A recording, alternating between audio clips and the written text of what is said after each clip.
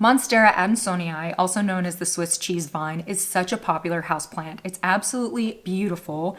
And I think whether you're just getting into collecting houseplants or you've been collecting for a long time, this plant is universally loved by all. First of all, it's absolutely beautiful and it has these signature fenestrations or holes in the leaves. Now, these plant evolved fenestrations for a couple of reasons.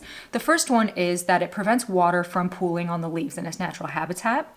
And because pooling of water on the leaves of many of our tropical plants can actually cause bacterial and fungal issues.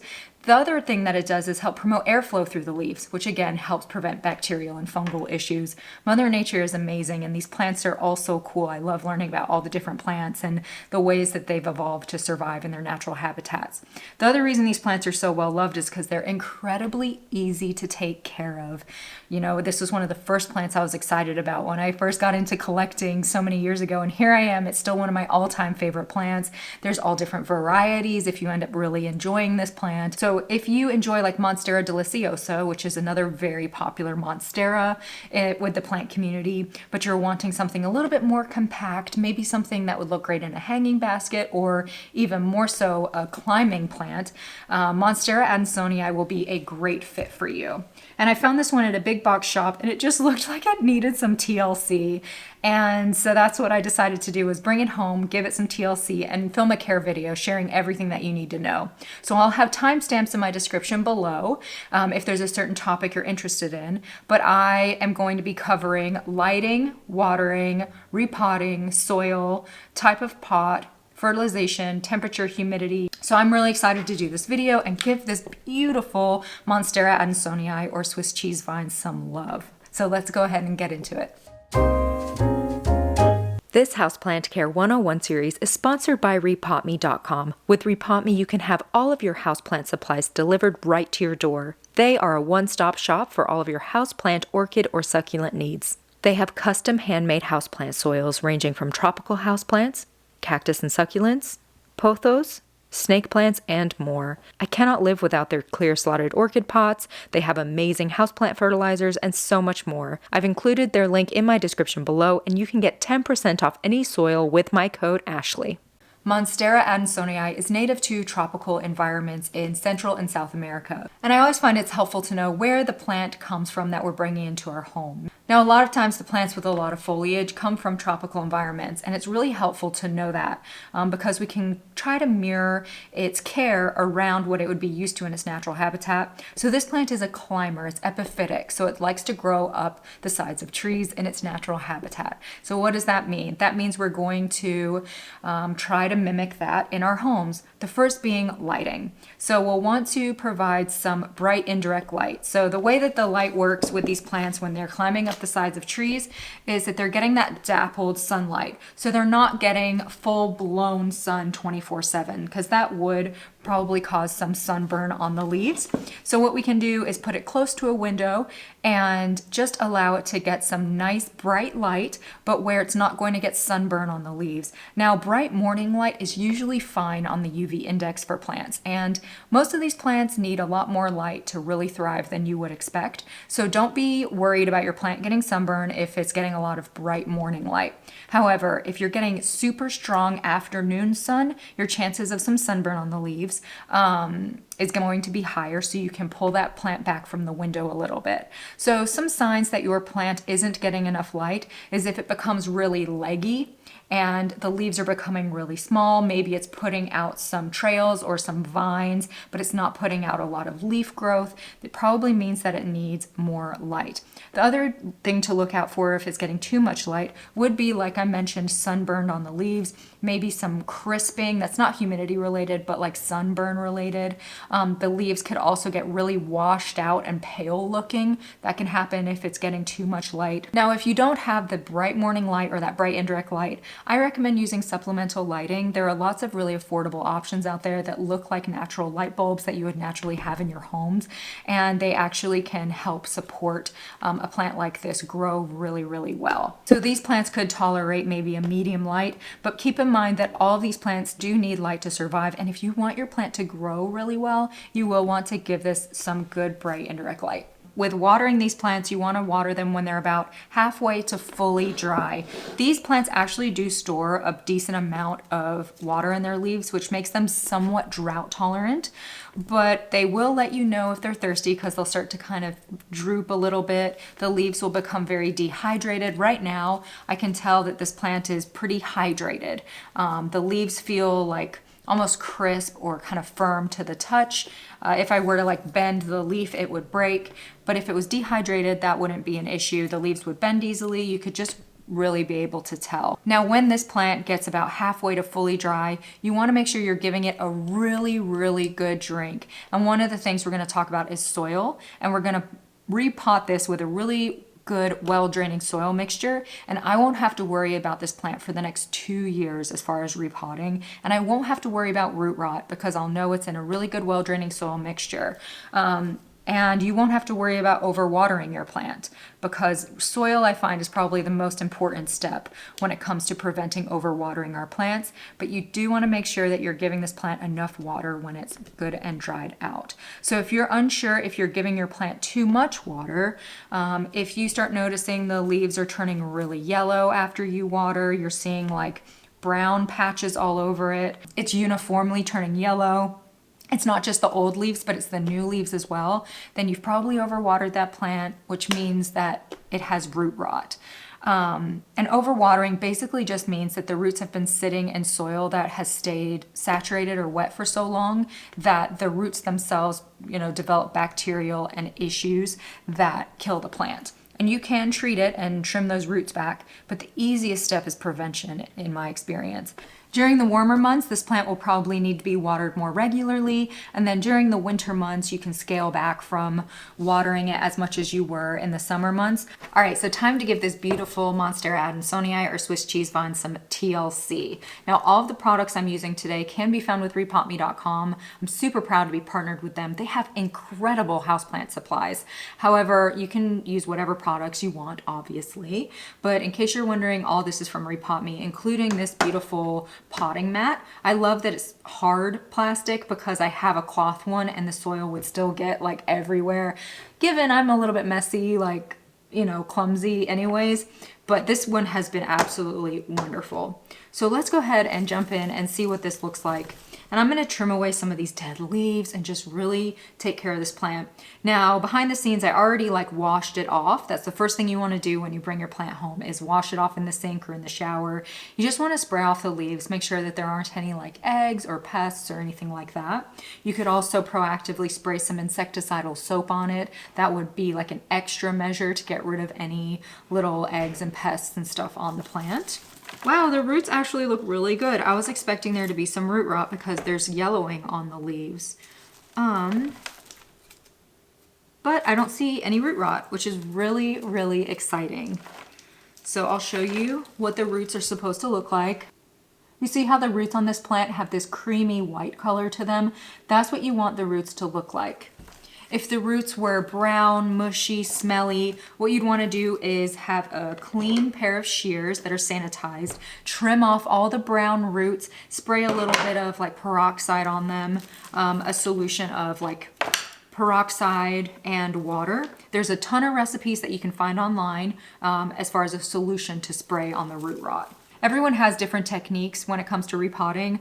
I like to not disturb the roots too much because it just helps the roots not have a bunch of shock. Why would I mess with the roots so much when I can just kind of leave them alone and the plant doesn't have to focus on a bunch of root recovery.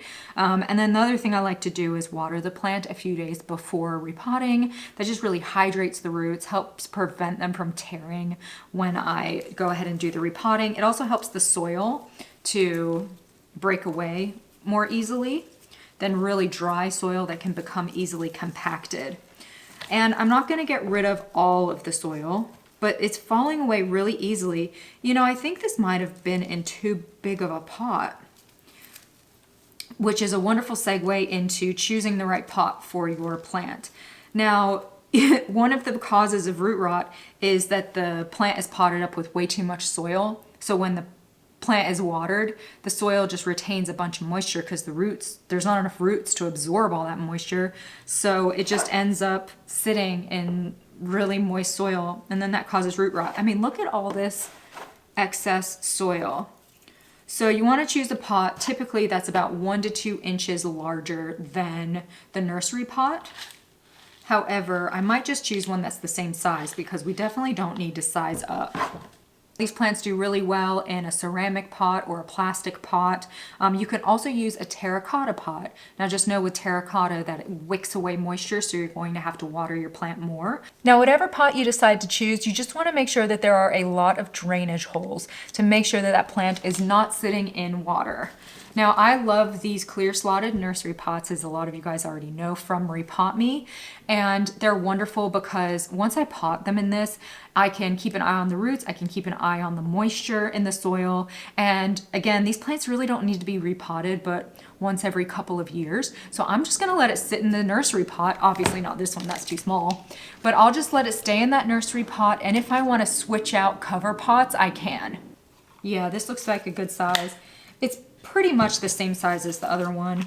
That's going to be amazing. So I think part of the reason why this plant is having some of these old leaves die off is that we're in winter time. So that's very, very normal that the old leaves of the plant will kind of die off to preserve energy. And then in the growing months, which is like spring, summertime, that's when you'll see all the new growth. So if you're seeing those old leaves die off, don't fret about it too much. It's if the new leaves are dying off that's a concern. The other thing that could have happened is cold damage to this plant. So, you know, being here in Michigan, I've noticed that a lot of the plants have been getting cold damage when they've been shipped because it's been absolutely freezing here lately. So that could have happened. It could be inconsistent watering. I don't see any pests or anything. So, like, I could see where it had new leaves coming out and they've kind of got, like, I don't know, they've withered up. So I'm thinking that's a cold damage thing. But regardless, it's going to be feeling way better now that we're going to be repotting it up.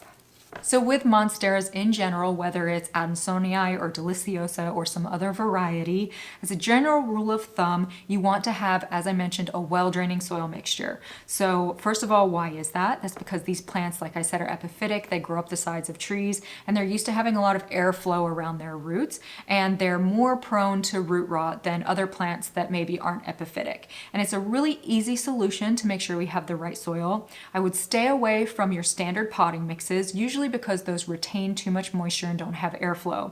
So you can do one of two things. You can buy a customized soil blend specifically for Monstera or aeroids, or you could make your own soil. So I'll be sharing a recipe in case you're wanting to make your own soil. I'll be using the rePotme Monstera Imperial Potting Soil Mix today, and I actually have a little bit left over from the last time I repotted a Monstera, so I'll be using that. And because I'm only repotting once every couple of years and I want to prevent this plant from getting root rot, to me it's totally worth it to have the right kind of soil. Whether you buy customized or you make your own, rePotme has tons of different types of customized soil blends, whether it's Monstera or philodendron or cactus or succulents or African violets. I mean, go to their website, you can see all of their amazing soils, and you can get 10% off with my code Ashley. Now, if you prefer to make your own soil blend, I recommend using a 50% potting mix. So that's going to help retain the moisture, retain the nutrients, and then 50% other substrates to help it be super well draining. So perlite is great, pumice is great, orchid bark is great, especially for these plants because they like that wood in the soil because that's what they're used to getting in their natural habitats. You know, some form of like that type of recipe is going to be fabulous for these plants. You can also add some worm castings if you want to for like extra fertilization. Some people like to do that, and some people prefer to use a water-soluble fertilizer because they find that they have more control over using that kind of fertilizer. So whatever you prefer is great. I recommend that experimenting. I think that's part of the fun. It doesn't have to be exact. Don't worry about making any really big mistakes. As long as the soil is well draining, when you water that plant, the water like drains out the bottom, you're good to go. In general, you want your soil to look something like this. You can see there's tons of substrate in there to help the water flow through, but there is enough in there to help retain enough moisture for your plant as well. So yeah, that's such a beautiful soil. Isn't it so pretty? So if that's what you want to use, all right, time to repot.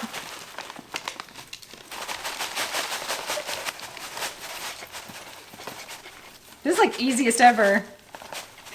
Whew, dusty. This bag has got me through like quite a few different Monstera varieties for repotting. That looks amazing. This plant is going to be so much happier. So then once it's in its nursery pot, you don't have to even worry about it until the next time that you repot it. And you can put it in whatever cover pot that you like. So now I'm going to demonstrate watering this plant, and I'm going to be watering it from the top to really let this plant settle in. So in my experience, these plants do just fine with tap water. If you think your plant is struggling because of your tap water, you can leave the water sitting out for 24 hours, which will let some of the chemicals evaporate, like the chlorine. You can boil water, use rainwater, use distilled water, whatever you want to do.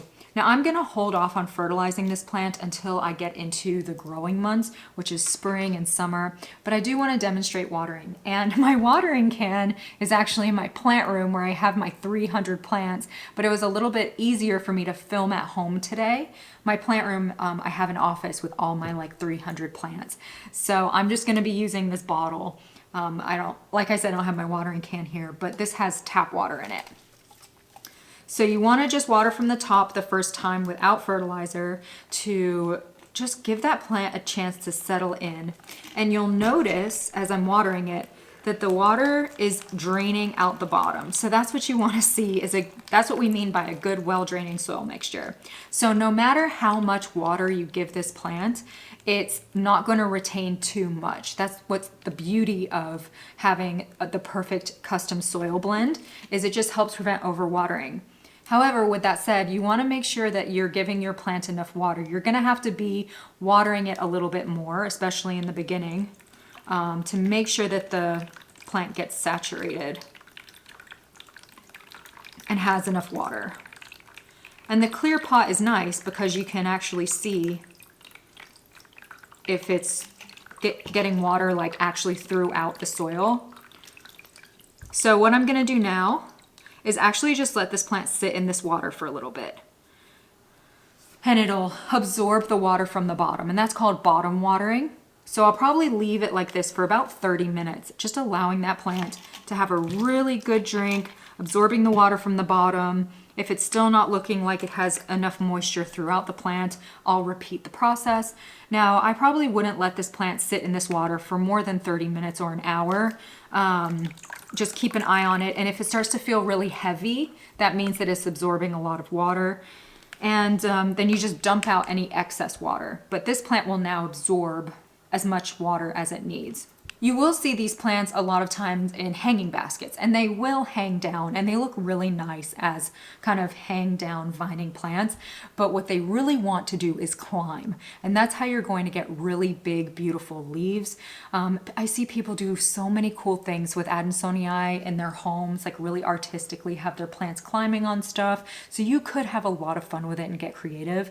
The other thing these plants love is like a moss pole or a trellis or something that it can climb up. So there's all sorts of wonderful options out there. So I didn't have a moss pole or a coco coir pole or anything with me today, but that's another thing that these plants love. And their aerial roots, the roots on the kind of on the stems of the plants, on the nodes, will actually attach to the pole a lot of times, and they just absolutely love it. Now, temperature and humidity, being tropical plants, they love humidity and they absolutely love a warm environment. So for temperature, I always say if you're comfortable in your home, your plants are comfortable in your homes. If it's really cold out, maybe pull these tropical guys away from the window a little bit. Pull them away from drafts in the winter times. They love it to be, you know, a reasonable temperature in your home, but you're not going to be able to leave these guys outside if it gets to be really cold out. Another thing is the humidity. These plants love humidity. Humidity and lighting really help the fenestrations too, and help get those really big leaves. So I'd say anywhere 65% humidity and above is ideal. However, these plants are very adaptable. So that's what makes them such wonderful, one of the reasons why they make such wonderful houseplants. So they will adapt to lower humidity environments. And you may see some of those browning and crisping old leaves when you bring it from the greenhouse as the plant is trying to adapt to its lesser humidity environment. But if the new growth looks good, don't worry about it because then that plant has adapted. However, if you notice that the new leaves that are coming out look kind of crispy, you may want to get a humidifier or a pebble tray or something to really help the plant have enough humidity. So last up is fertilization. That's hugely important for especially these like tropical plants that have a ton of foliage. They just really need a good amount of nutrients. So you can put worm castings. That's one of the things you can do. I like to use a water-soluble fertilizer. For this type of plant, anything that's for houseplants would be great.